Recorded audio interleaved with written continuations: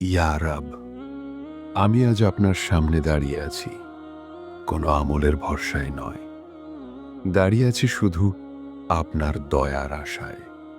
ইয়া আল্লাহ, আপনি নিজেই কোরআনে বলেছেন, হে আমার বান্দারা, যারা নিজেদের ওপর জুলুম করেছ, আল্লাহর রহমত থেকে নিরাশ হইও না। সূরা জুমার আয়াত 53। এই আয়াতটাই তো আমার সাহস। নইলে আমি তো জানতাম আমার গুনাহ আমাকে আপনার দরবারে দাঁড়ানোর যোগ্য রাখে না। ইয়া রব, আমি স্বীকার করছি আমি নিজের ওপর জুলুম করেছি। চোখ দিয়ে করেছি, জিহ্বা দিয়ে করেছি, মন দিয়ে করেছি। কিন্তু তবুও আপনি বলেছেন নিরাশ হতে নেই। ইয়া আল্লাহ, গুনাহ শুধু একটা কাজ নয়, গুনাহ হলো এমন এক দূরত্ব যা বান্দা আর রবের মাঝে দেয়াল তুলে দেয়। অথচ আপনি তো বলেছেন, আমি আমার বান্দার ঘাড়ে শিরার চেয়েও তার কাছে নিকট। সূরা কাফ আয়াত 16। ইয়া রব, আপনি আমার এত কাছে, অথচ আমি গুনাহের দেয়াল তুলে নিজেকে যোজন যোজন দূরে সরিয়ে রেখেছি। কাছে থেকেও এই যে দূরে থাকার হাহাকার, এটাই আমার জীবনের সবচেয়ে বড় ব্যর্থতা। ইয়া আল্লাহ, তাই আজ আমি আপনার কাছে দোয়া করছি, ইয়া রব, গুনাহ আর আমার মাঝে ওই রকম দূরত্ব করে দিন, যেরকম দূরত্ব আপনার রহমত ও শয়তানের মাঝে। ইয়া আল্লাহ, শয়তান আপনার রহমত থেকে চিরতরে দূরে। সে জানে তার আর ফেরার পথ নেই, কিন্তু আমি জানি আমার জন্য আপনি এখনো ফেরার দরজা খোলা রেখেছেন।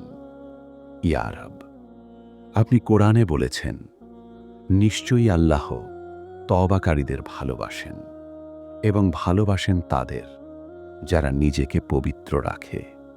সূরা বাকারা আয়াত 222। আমি আপনার ভালোবাসা চাই, ইয়া আল্লাহ, কারণ আপনার ভালোবাসা ছাড়া এই দুনিয়ায় আর কিছুই নিরাপদ নয়।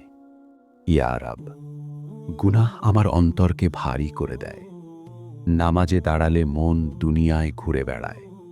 কোরআন খুললে চোখ পড়ে, কিন্তু হৃদয়ে পড়ে না। ইয়া আল্লাহ, এটাই তো শাস্তি। শাস্তি শুধু জাহান্নাম নয়, শাস্তি হল ইবাদতের স্বাদ না পাওয়া।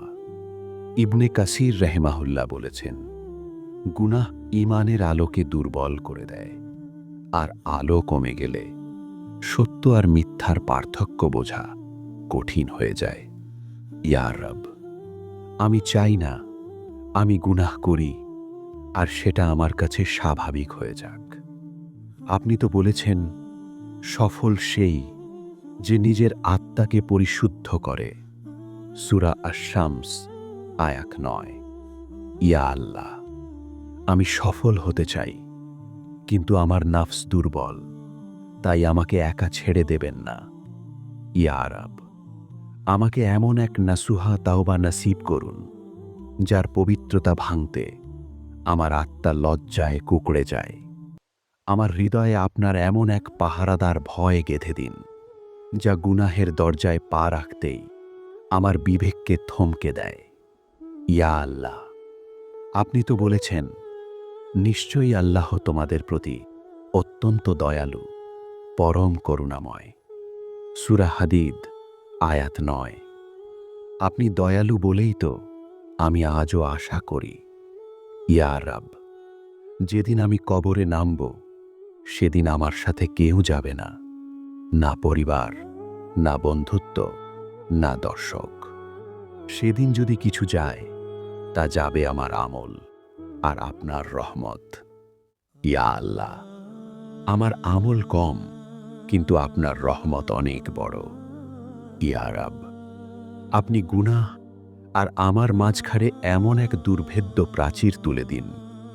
আপনার রহমত আর অভিশপ্ত শয়তানের মাঝে যতটুকু দূরত্ব, ঠিক ততটুকু ব্যবধান করে দিন আমার আর পাপাচারের মাঝে। আমার এই আকুতি কবুল করুন, হে আমার রব।